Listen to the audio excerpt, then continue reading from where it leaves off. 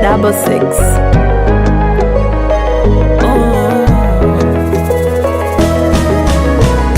Iwe giza baridi na upepo, iwe kuna mawingu na minyesho, your body baby joto, joto.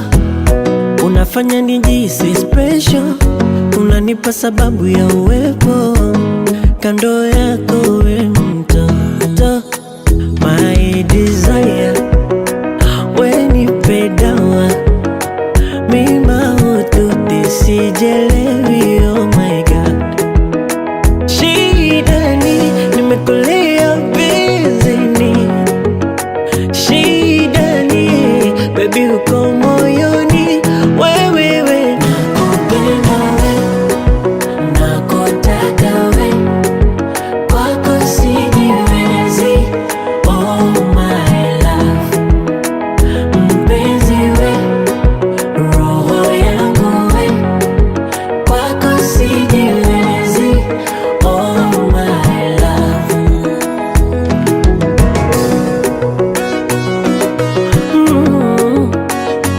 Oh na na na na, oh na na na na. Ay, oh na na na na, oh na na na na. Oh,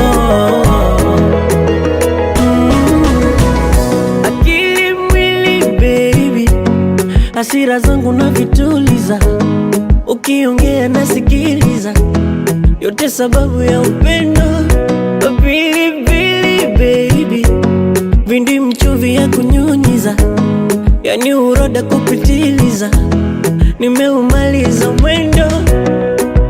Kiukweli napendwa, nachanganywa na haya mara. Shidani, nimekulia bizini. Shidani, baby uko moyoni. Wewe nakupenda we, nakutaka we, na na na, kwako sijiwezi, oh my baby, mpenzi we. Dido, you know, there's some messages entering in my phone which I don't know from where it is coming. So these are the messages. So you have a look for message and Dido says, your message, just delete it. So that now, in case other message comes, and even if she's not aware, you find it there, those were the message my wife has been telling about. So there's communication there. Okay? And then, even if you're not in the house, if the phone rings, okay, you have the choice. You may take the phone. You know, when people are married, we say the sexual life become holy. Okay, because that is the plan of God. And we say the sexual life, when it comes, why do we enter the sexual life? Because we are open to receive the new creation. If we are together and we are not open for the new life, then the sexual life turns to be just an enjoyment and it's not for a life. So it is something we do selfish and not selfless. We do it for our enjoyment and not for our own joy to create. So we are telling God, we are putting our life aside just for our enjoyment, our satisfactions. That becomes it. So the sexual life is only open to life. And this is why we cannot use the contraceptives or the contraceptives. Catholic Church, we don't agree. It is a sin. Okay, it is a sin. They will never say what does it does, the contraceptives. They will never say. It works only after you and the husband and the wife come together. So the sperm and the egg of the woman meet together. Okay? After the meeting, God put the soul. The life is there. So it is only after the life is there, then those medicines, it takes place. So that means what is happening? It's killing, because you're taking out the life. Okay. Those who introduce these contraceptives, they will never say the truth. Because there's not such a kid. That means when you are in sexual intercourse with your wife, You telling me that the sperm and the egg is where? Never. You cannot do that. They have to come to meet. And after they meet, it's a new creation. And then the medicine of contraceptives, it takes place. So it's healing. So you become married. And how many times? So the sexual, the dignified sex turn to self and not to selfless. Okay? It is done to myself and not for the other. Because you are there to give each other. You are there for each other. You're not there for yourself. Okay? So that is a dignified sexual life. And then we don't copy. We watch the TV and we say, oh, so the sexual life is that way. In a marriage life, it's not that way. We let the Holy Spirit direct us. Okay? We let the Holy Spirit direct us. We're not doing things like wantonness. We are there for each other. It's much different with the prostitutes. Okay? Prostitutes, they're there only to satisfy themselves. They're not responsible. They don't care what happened. I use the woman, I satisfy myself, and I walk out. I am done. But not in the marriage life. The sexual life becomes equally in a marriage. In the same act, done in the sacrament of the marriage or outside of the marriage. Outside of marriage, the sex becomes for our own pleasure and enjoyment. In the marriage, it becomes because of the life-giving, cooperating with God, allowing God to continue to create in you. Okay?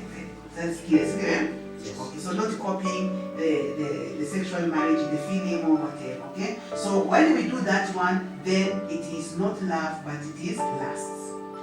Okay? When sexual is being for enjoyment, it is not love, but it is lust for my own pleasure. Okay?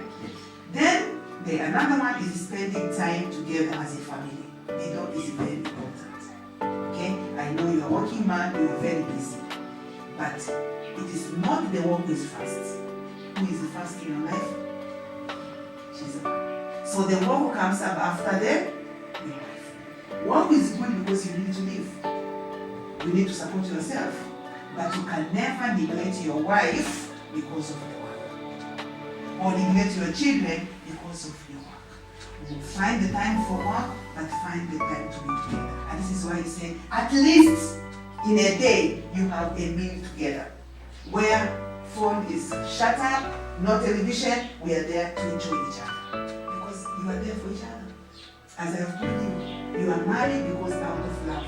Not because of the richness, not because of something else, it is only because of love. If that love is missing, there's no marriage. Okay? And the love is not kept inside, it's expressed. So the way you express with your attitude, your actions, your words, your commitment, it shows that there is a true marriage there. Okay? So that is another spending time together. And then another one is family secret to remain in the family. You have brother and your sisters, you have sisters and brothers. See, when you marry, this is your home and this is your husband. Okay. Now, I told you the first enemy of our family are our marriages, our families. Okay? How? We don't say that we hate our family. We don't hate them for the marriage. Okay? What we say is that when we marry, something will happen between ourselves. Okay? It's not really matter. I have to come back to God and talk together. Once you have allowed things to go out, you are in danger. So what you have to do, after the marriage, you create the fence. Ukuta, unajenga ukuta, sio? Ukuta. That means katika ule ukuta, I have the one gate, and I have the one who have the key to open in my house. Okay? So that what happened between me and she, we sit down, we talk, we dialogue, and we finish. Because if I go and say, okay, maybe we have some discussion, and then I go out and say, this is what had happened, they will never help me. Okay? Suppose the family need our help. Okay, then maybe her family. They said, we need some maybe 10,000 to help our family, and then you talk together, and people say, and this week and this month, we have debt to pay there, we have there and there, we are not able to help the family at this time. Maybe next month we will see it. Then she says, okay, then what can I do? Then she takes the phone and says, I wanted so much to help you, but when I asked Dido said that he's not able to help us. What are you telling to her? What is she telling about you to his family? That Dido is very bad. Okay, now you are inviting them to come to your marriage. So they will always know Dido is bad, my daughter is good, and Dido wants to help, Dido doesn't want. And then they start telling, now Diram started putting yourself logo man. Ukienda saluni, tumia kidogo, weka kando, hizo kando tuweke. So you become unfaithful to your marriage. Okay? Then you are not faithful to your husband. You are taking the goods of your family and putting out without the permission of your husband. It comes starting to break your family. Okay? So you build that oneness of your family. You first. Then once you are strong in your family yourself, nobody can come and touch you. Because you are strong. Okay? Now suppose mmegombana na fikida hakupiga kibao jino likaanguka. Si ndio? Niko hospital. Na mama umekuwa nini? Umefanya nini? Nikoaje? Hebu tuambie. What will you say? Unasema nimepigwa na mume wangu. Unasemaje? Utasema nimeanguka. But I can never say that I was beaten with my husband. It is not going to help. Okay? So that you take that shame of yourself to yourself. Okay? There is my own family, my own brother married a woman which my family did not want. Okay? Because she was a lazy and she's really lazy. So after marrying, this woman started telling my brother, no, I cannot wash. So my brother takes the coat and wash. So my sisters say, well, kwa nini unafanya hivi? Mbona unafua nguo? Mtu wako kwa nini asifua nguo? I do it with pleasure because I love my wife. You could full stop. Kwa hiyo watakuingilia kwenye marriage yako? No. You know I married even she's a lazy, but I cover everything. And I said, she's okay, I'm helping her. It's not because she's not okay. But you know your wife is lazy. But you don't expose her because you love. You married it. Once you married her, you married with everything. In that way, there will be mistakes because we are not angels. Okay? There will be an argument because we are not angels. So what do? We walk out? No, we don't walk out. I know, I recognize my mistake, and I come to conclusion. I say, honey, today I lost my patience. Please forgive me. And then I have to say, okay, it's very true. I'm not going to say, hakuna shida, hiyo ilipita. No, it is true. Say, okay, really, it hurt me. And I was very offended. But please, let us not do this way. So, you make a mistake, you come to forgiveness. And you allow each other to make mistakes. Because if you don't allow each other to make mistakes, you're not sincere in your life. You are pretending. Okay? Know that he will make a mistake, she will make a mistake because we are human. But this mistake will not be a barrier for us. It will be a stone of walking and climbing to the highway. And where is the highway? To reach our goal, when it's heaven. This is why you can do the sacrifice. Okay? So, allow yourself to make mistakes, allow mistakes to make whatever you can, but you have to come back to the mutual forgiveness. If there is no forgiveness in the marriage, you'll be living in hell. And if there is forgiveness, you'll be living in heaven while you are alive. Okay? And then when you forgive each other, you'll be extending to others. Okay? Very good. And then there's a point of very silly, but it's very important. We find time of eating and praying together. Marriage is a banquet. Okay? And when you have the banquet, you have preparations. Especially for the woman. Yes. They prepare the things for that banquet. Until you come to eat. Okay? So in the marriage life, it's a banquet. You don't just come and just meet each other. No! There's a preparations. Okay, Dido, There's a variation. We say always the man come to the high peak before the wife. So what do? You have patience.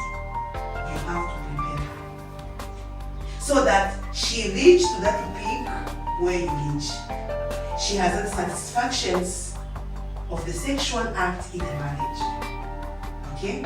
So in this way, she maybe sometimes she'll be tired. So you need to prepare. And that preparation, as you enjoy your sexual life in a marriage, you also need to express that one when you are together, eating together. And you know they are your best friends, still. But your husband says, I like when I am there, I like to receive them. He said, when I'm not there, I don't want so much talk in my house. Kama kuna mgeni msalimia aende. I don't want so much conversations. So he goes, and then I continue, I am my friend, I talk. When he comes, I say, kwani unaweza kunifungia? You cannot stop me having friends. No, your friend doesn't come first. So I obey, I love him, and I respect him. So I said, okay, honey, I am sorry. If this is what you want, this is what it pleases you, it is okay, because I am just looking what pleases you. The husband has the head to think, the wife has the heart to love. If you have only the head to think, there is no heart to love, you have no life. We are meant to love and to be loved. You have found your lover. So you're not going on looking for love.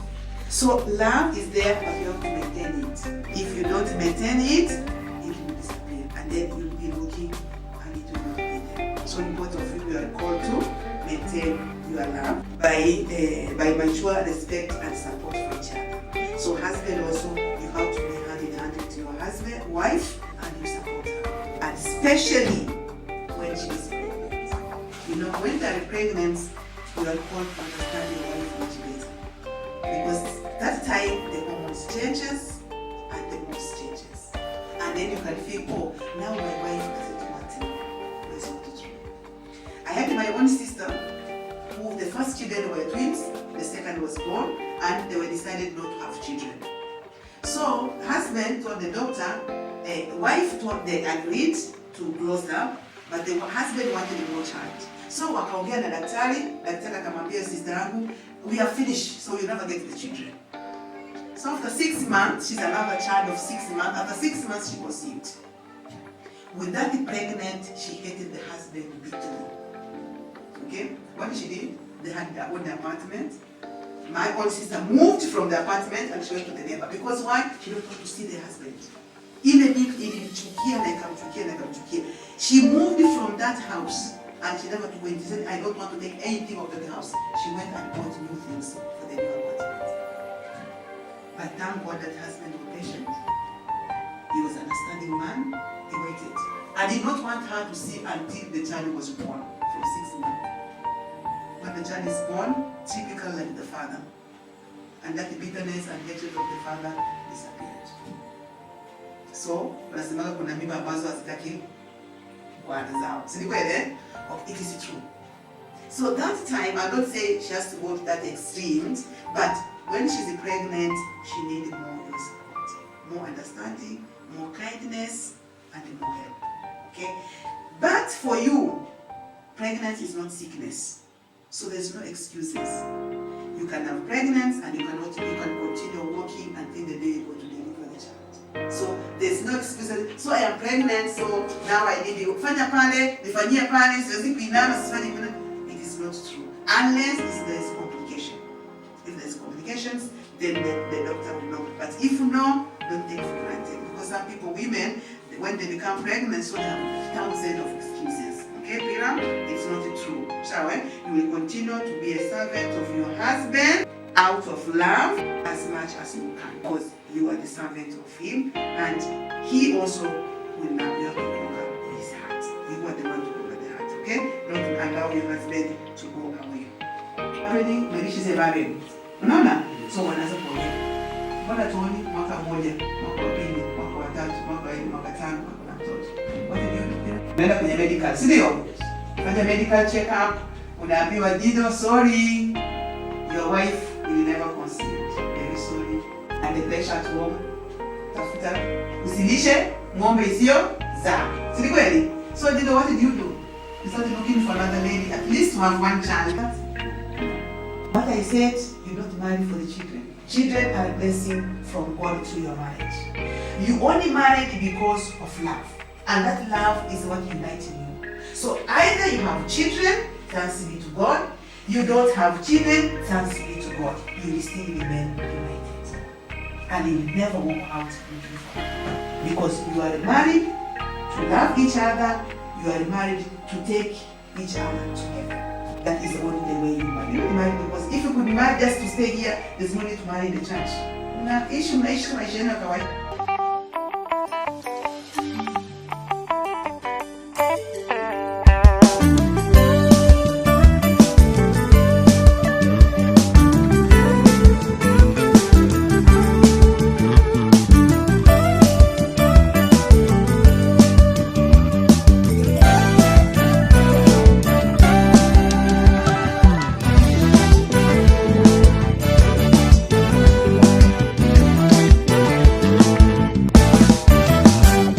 Mal jennare waka kanani safsa ganna barabara mal jennare waka kanani safsa ganna barabarani bitaf firga walin nugurte mati fabba tokko nugote tokko tane waka kanani safsa ganna barabarani safsa ganna barabara.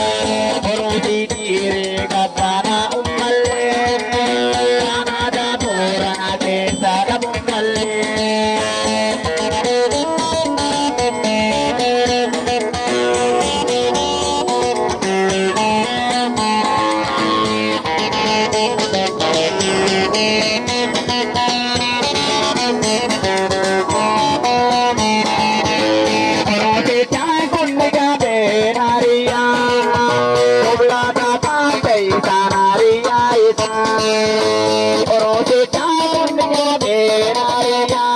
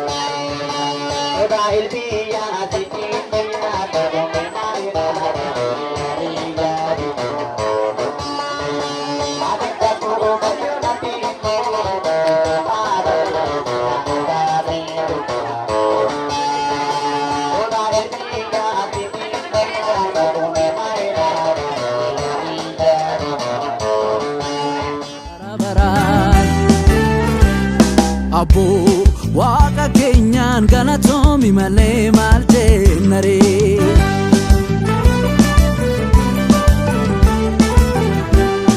Abbo Yesuus kiyyaan galatoomi malee maal jennaree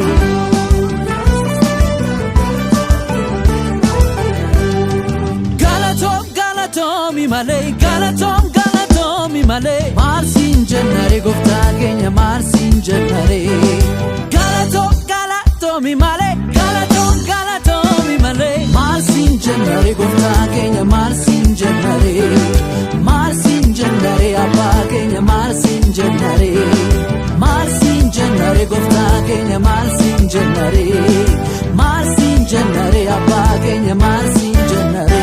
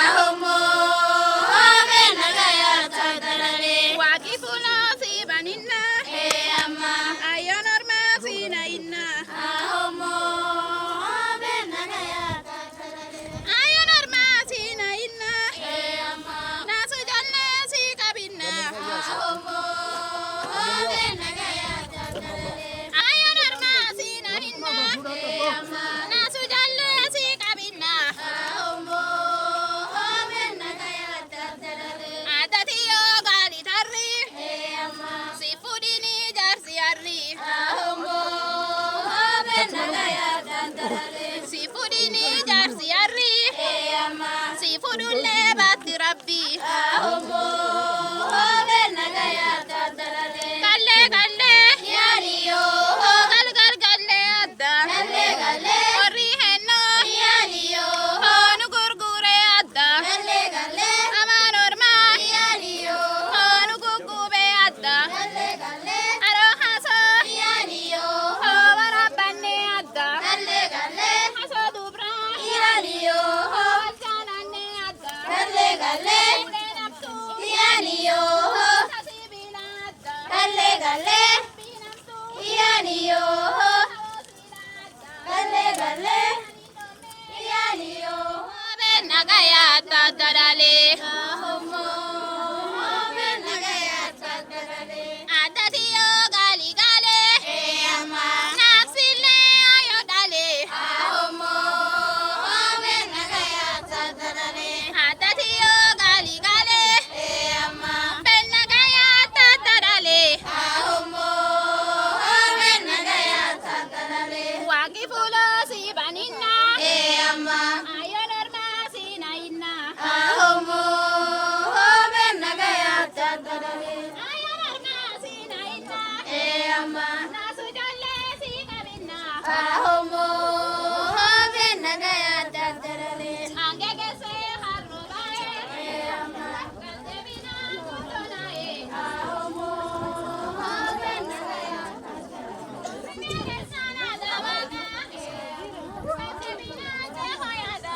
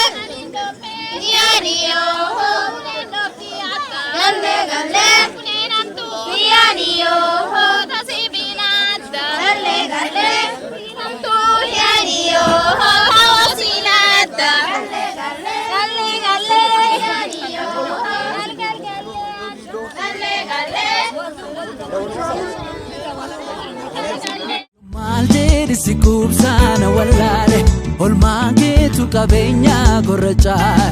Silaan feetu atu argidhameeti, si fallaa dhagalaanuun finnan kee. Karaa taafee ani diinni qopheesse, gooftaan si fashaleesse. Na dhaabdeerta wal baastee gaara gubbaa, si fallaa dhaabuubaa.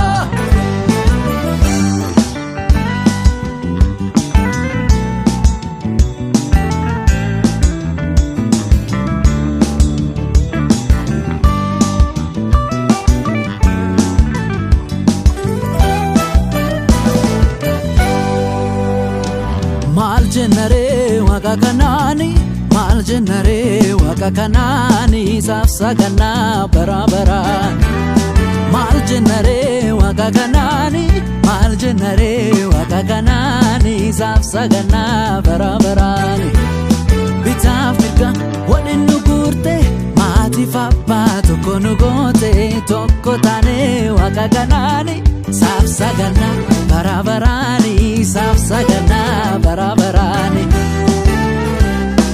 bolla kile keessa nama baasta ol fuute gara gubbaa nama dhaab kan keena dhibaa Yesus jaalalli kee dachaa ta'u galanni kee. Tafulo na Blaski, Belinda Lani, Abula Neda, Wana Kamani, Agalinkala, Abiyatala,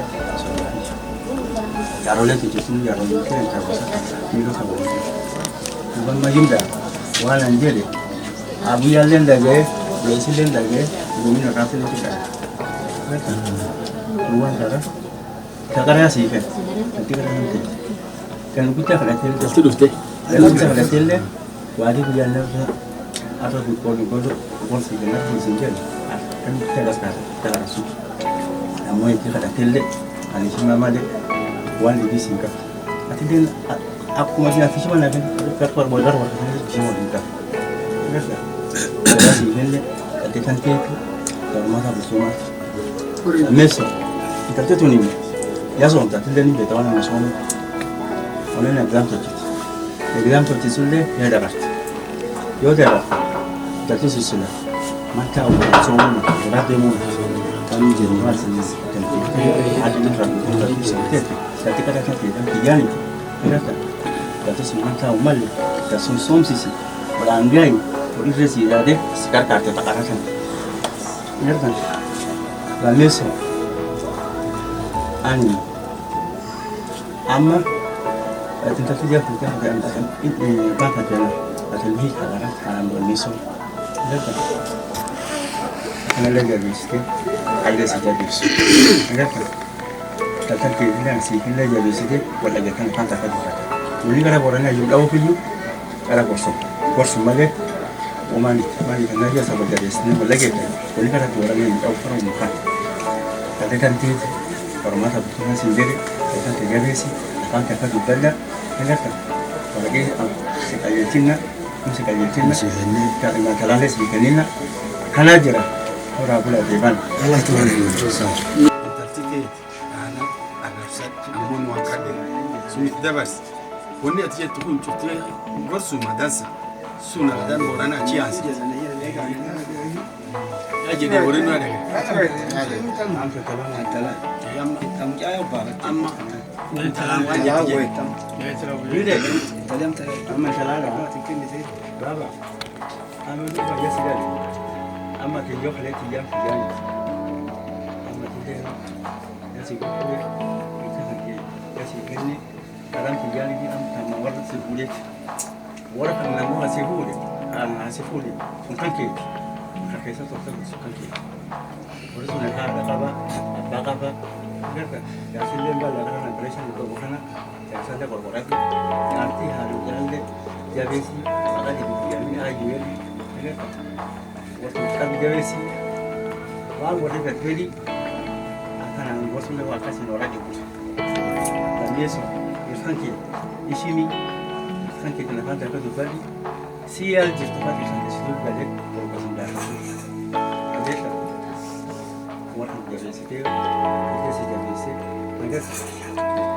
Ano mo na sa masunu ko mukabata la kisi ano wangu mukabata kabita mani matalo ni burjana kano fel yo wasun duri kaba telle mala kai bradendi ada bar worto kodi worto jabesi worto kasalan sanjurde mori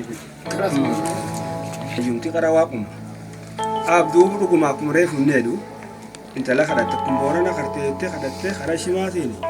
Wakarra tolsinake wakamal wali sanawratin.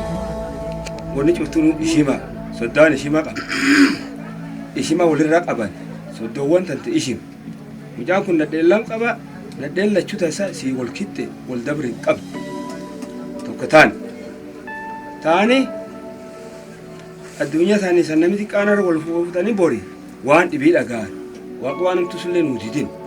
Simu tanallee keessisa wal dhabdanii namni kun akkam simu tottochee wal fadha bedhan nutalleen been.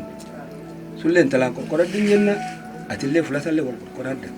Ammoo wanni jabduun niitiin tante amnaaf kan keeti wanni sun duri jiraan min jir.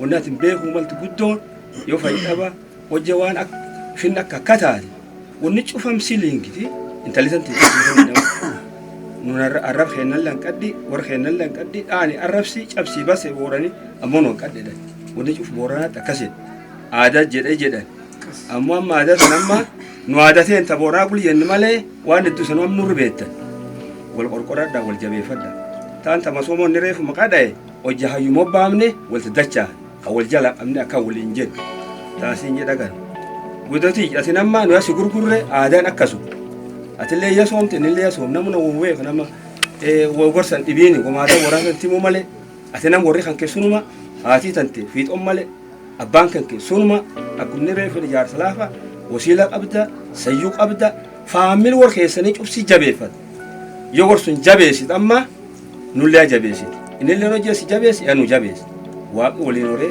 isan bulchee elementalisanii kenne goroo dassa dheertu waliin santeesse ana gatu Waan intala kadhattee asii gurgurte boorana kadhattee kadhatte akkuma abbee sidhale haati sidhalte warri kullee sidhalam akkuma warri kun sidhale haatetillee abbeelleen intalallee dhalam atan bilboorra kanaata akkuma abbeetii ilma kallee ilmu abbootii tante tamuu irra jilaal dubbisi dhibaadhee feesii amma nama ganni gattee immoo amma namni ganni ol deebise amma namni ilaalisi waan qabdu waan waliin qabdani yoo beelofte yoo dheebotte beela dheebuu waliin kun qabaadha waliin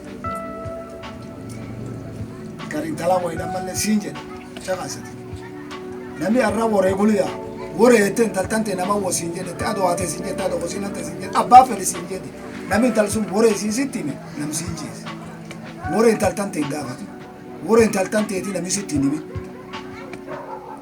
intaltante beetillee simu namni laaluufillee simu abbaallee simu haadhillee simu adeemillee simu daarillee simu mammaasii guddaa wal ba'utu walii baatu waaqa ana ganuma gabaabsatan horaa bulaa ilma dhala intal gudoo yaasi fuudha nata maal hor tokkoo ta'an gos tokkooti dhiirsi kan kee fiixaa hedduu qaba obboleeyyan hedduu qaba warra kan kee wasiila dhiirskeetiin nagarsiisee wasiilota arge abbee arge fiixatee arge gostee arge warra keessan jabees warri namaa irraa fagaadhu dhiirsi kan kee balbalaa wal isaa mina yoo inni hojii jiraate ofii warri jiraate manumatti eegan haalasii ala jirti si duubi hin galin wal jabeessa ilma dhala horaa bulaa deebana.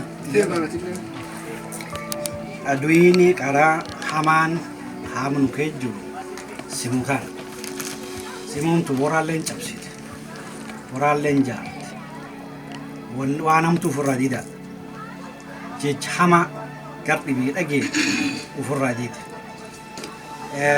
intal baabaatillee waan atin taatu borani waan jedhe dhiirsi kan kee seeroon waaqatiin ishii madansa dhiirsan keetii kenna warri sadiqaa guddaa jabees ishima dhiirsa kan keessa dudduubin galiin duba kasumni saniin jedha horaa bulaa deeman garkeen millatiin wal qalbeessuun gartee ammoo umdansa sanirra dhagaa ofe akkasuma saniin jedha